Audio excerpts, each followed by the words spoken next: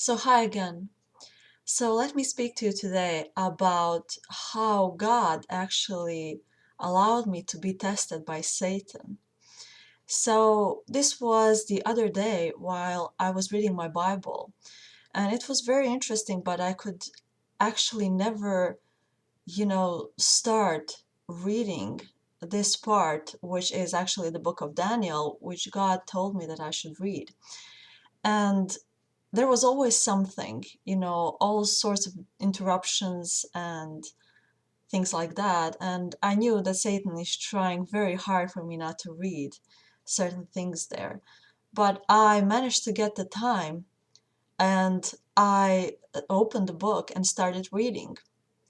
And I was lying on my bed and I fell into this sort of dreamlike state. Now, immediately, I found myself in this room, and across from me, looking me straight in the face, was Satan himself. And I couldn't see his face, but I could see his silhouette. And by his presence, I knew immediately that it was him. And right behind me was the Lord. And the Lord allowed me to be tested in the following way. So Satan spoke to me, and he said that I should deny God because God doesn't have anything good for me and that I shouldn't trust him. And I remember turning him down right then and there. And mind you, I have to explain what was actually going on in the dream. I was actually in my mind, in my intellectual part, in my brain, I was an observer of the entire situation. I was conscious and I was observing what was going on. But let me explain this. Everything that came out of my mouth was coming directly from my heart. So my brain, my intellectual part, was just an objective observer. I had no power to intervene there. So it was actually my heart that these things came from, that actually I spoke, that came out of my mouth. So my intellectual part, in short, didn't have any control over the situation whatsoever. So Satan tempted me the first time, but he didn't stop there. Immediately after, he spoke again, but in a very sweet and very, oh, I'm so concerned kind of voice, you know. And it was very cunning, very subtle, and very manipulative. And I remember pausing for a bit, trying to cope as to what this actually means, this change in character.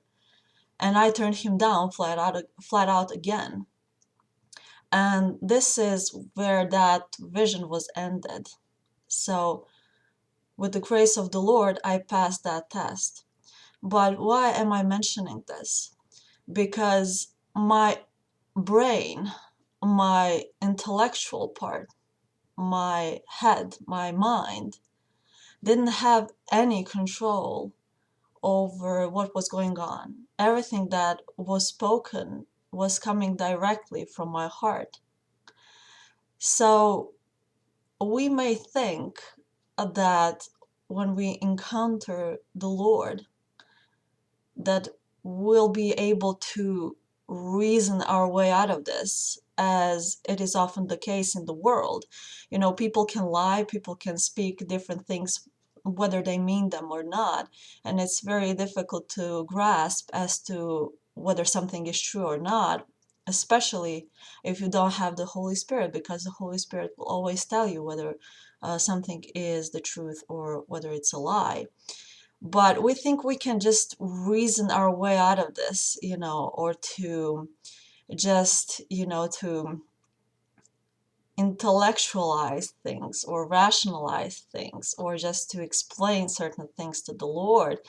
But in fact, we won't have any control over it, because the Lord sees our hearts, and He reads us as an open book. He sees everything about us and what is in our hearts, and that is what will determine whether we go to heaven or hell in the very end.